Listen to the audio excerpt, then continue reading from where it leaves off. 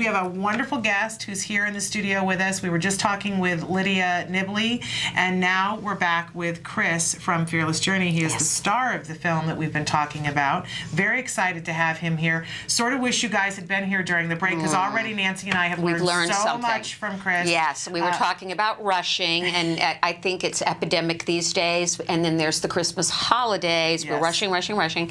And Chris, you said something very profound. Can you tell us again what you told us about being in a hurry? If you're in a hurry all the time, it means you're in a hurry to get to your grave. Life's too short. And he said that, and Nancy and I both kind of just stopped everything that we were doing. The light bulbs came over our heads, and we were like, yes. Thank you, Chris, for being here today to recenter us and be with us. Yeah. And we want to hear about you. We heard from Lydia about the film. Can you tell us how you see your autism at this point in your life, Chris? I see that it's a lot more understood than it used to be. Like, even 10 years ago, autism wasn't very understood. And, I mean, nowadays, people are less likely to try and take away what I love. People realize that I love travel and that I have this deep passion for the world. And, 10 or 15 years ago, everyone would have just tried to take that away from me. So you feel like the world has become more accepting of individuals with autism spectrum disorders? Yeah, there's a lot of improvement. There's a lot of room for improvement, but there has been a lot of improvement. Okay. I find that so exciting. And you were saying before that even as a child, everywhere you went, you carried an atlas under your arm, and that you were always interested in geography. And we heard a little bit from the trailer about the moment at which you decided that you wanted to go and travel. What really was the tipping point for you of why you decided to make it happen, even with only a little bit of money?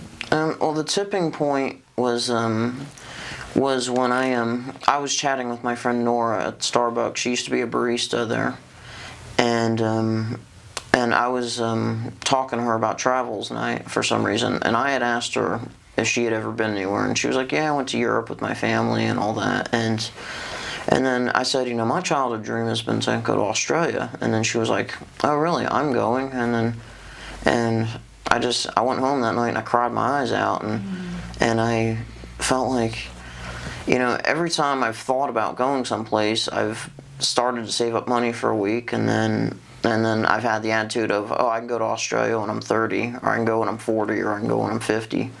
But then that was the tipping point, because I had heard so many stories of my friends going places, my friends going to Israel, going to the Bahamas, the Cayman Islands, and now to Australia, my dream place as a child. And I even said on the news when I was a child, I want to go to Australia.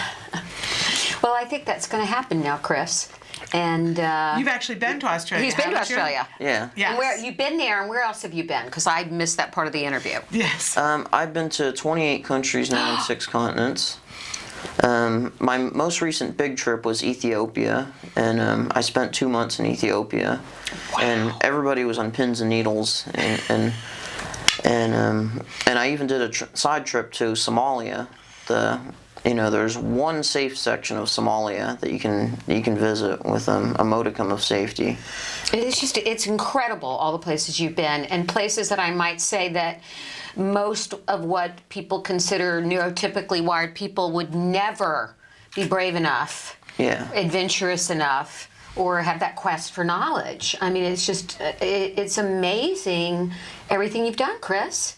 So tell us what your goals are now. What's next for you?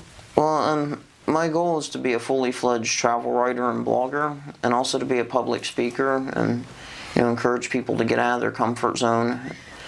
Because the vast majority of people nowadays, they get settled into a regular job, which the majority of those people would see as a dull job, and they don't realize underneath the surface that they have a hidden gem. Like they may be an expert guitarist and not realize it. They may be an expert singer or an expert writer, and people get into these comfort zones and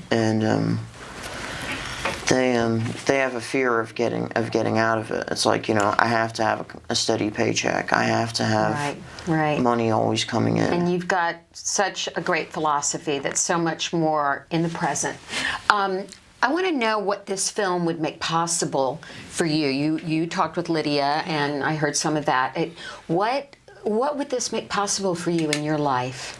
Well, it would definitely help me get recognized. It would help writers and publishers see me, and they realize that I have a talent and I have a passion for the world, and then they're like, they may see like, oh, I need somebody to go on an assignment for me to Israel, for example.